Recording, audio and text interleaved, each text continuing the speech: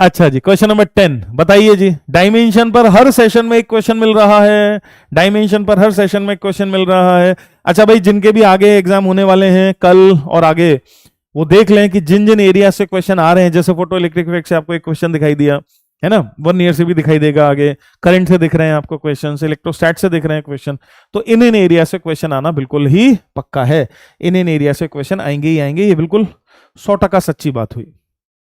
तो क्या करें महाराज, तो सी स्पीड ऑफ लाइट है, स्पीड ऑफ लाइट है मतलब L T minus one, L T minus one की पावर कितनी उठा दी है, पी। ठीक है भाई साहब, ये वाला टर्म। फिर जी, यूनिवर्सल ग्रेविटेशनल कांस्टेंट। डायमेंशन याद करने की कोई जरूरत नहीं है, अगर आपको ये फॉर्मूला याद है, F is equal to G M one M two divided by R square, ये फॉर्मूला तो सबको याद ही है। क्या हम यहां से जी का डायमेंशन उठा लें? हेंस जी का जो डायमेंशन है, डायमेंशन ऑफ जी, वो क्या है? वो है force which is M L T minus two into R square मतलब L square divided by M square. तो जी का डायमेंशन क्या हो गया? M minus one. जी का क्या डायमेंशन हो गया? M minus one L three T minus two की पावर कितनी है? जी की पावर कितनी है? -1/2। सही चल रहा है? बिल्कुल सही चल रहा है।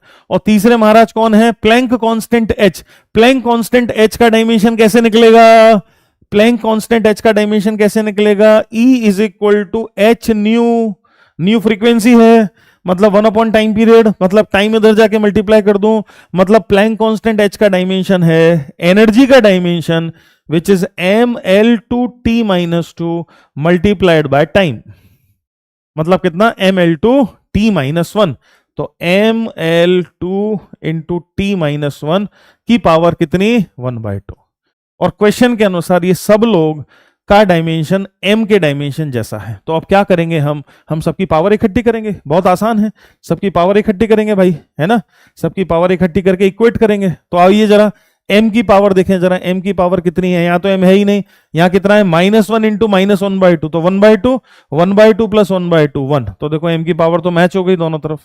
फिर आ जाते हैं l की पावर देखते हैं। l की पावर क्या क्या है? l की पावर है p, फिर इधर से क्या आ रहा है? -3/2 और इधर कितना आ रहा है? 1 + 1, है ना। और t की पावर देखते हैं कितनी है, तो t की पावर है -p, फिर -2 इंटू -1/2 इज 1, तो +1, और फिर -1 इंटू 1/2 इज -1/2।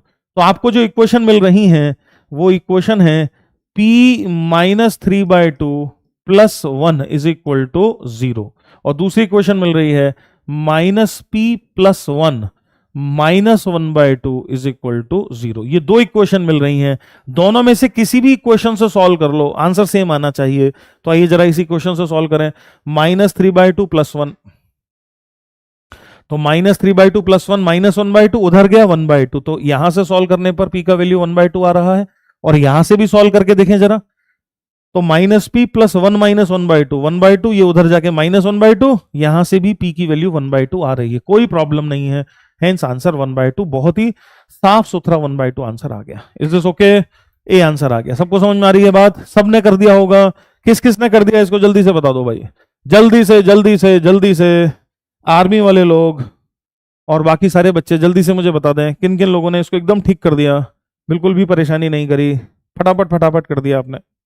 बहुत ज्यादा आसान है, बहुत ज्यादा आसान है। 300 नंबर आए हैं मोनू कह रहे हैं भाई साहब, बहुत बढ़िया। लगता है आप सोए नहीं रात भर। नहीं भाई साहब, ऐसा बिल्कुल नहीं है, हम बहुत मस्त सोए ऐसा कुछ भी नहीं है। Give me tips for JEE. Tips for JEE is ये लगे रहे, PYQs को करें, और बेसिक फॉर्मूलाज, अगर आप मेंस की बात कर रहे हैं तो बेसिक फॉर्मूलाज को